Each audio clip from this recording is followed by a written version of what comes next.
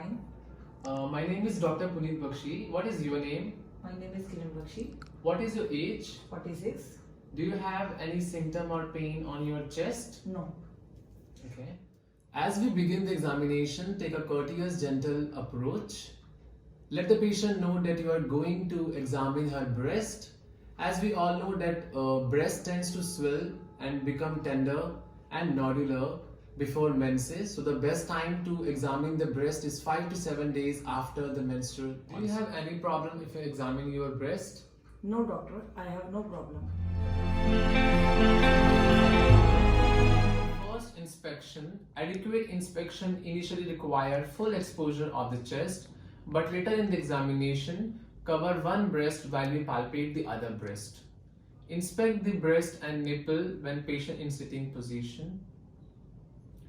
First, inspect when the arms are at side.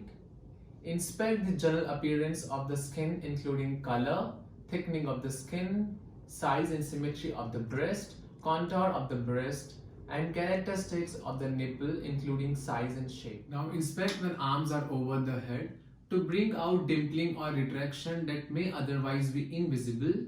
Ask the patient to raise her hand over the head, then press her hand against her rib to contract pectoral muscles.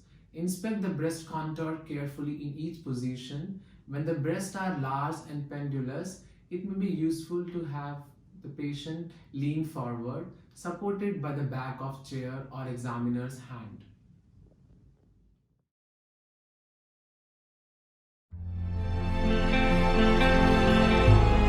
Now palpation. Palpation is best performed when the breast tissue is flattened and the patient should be in supine position. A thorough examination takes at least 3 minutes for each breast. Use the pads of second, third and fourth finger, keeping the fingers slightly flexed. It is important to be systematic. The vertical strip pattern is currently the best currently validated method for detecting breast masses. Palpate in small concentric circles, applying light, medium and deep pressure at each examining point. Press more firmly to reach the deeper tissue of large breast. Examine the entire breast, including the periphery, tail and axilla.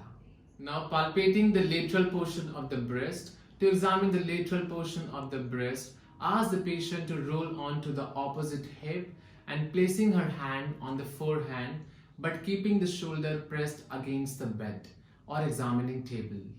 This flattens the lateral breast tissues. Now begin the palpation. Begin palpation in the axilla, moving in a straight line down to the brow line. Then move the fingers medially and palpate in a vertical strip up to the chest to the clavicle. Continue in a vertical overlapping strips until you reach the nipple. Then reposition the patient to flatten the medial portion of the breast.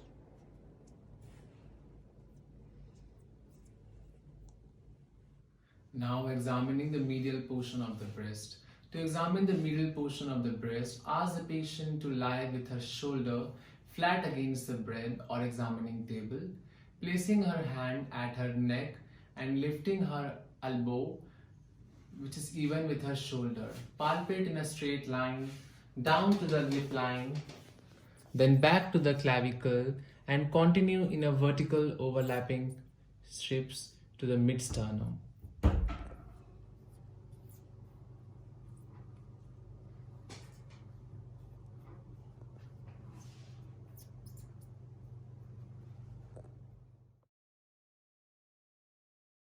Palpate each nipple, noting its elasticity. If there is a history of nipple discharge, try to determine its origin by compressing the areola with your index finger and place in a radial position around the nipple.